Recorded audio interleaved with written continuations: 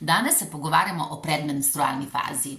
To je ta faza, ki ima pogosto slabšalen izraz, a si spet hormonska, a se ta rdeča bliža, a ja se bo menstra, aha, se vem, PMS imaš, a ne, kolikokrat smo že to slišali, kolikokrat tudi same sebi rečemo, ja jebi ga, menstro bom dobila, pa sem tečna, a ne.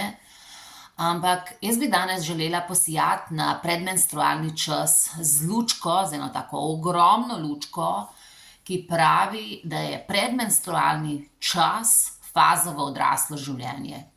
To je čas, ki pravi, princeska, zbudi se.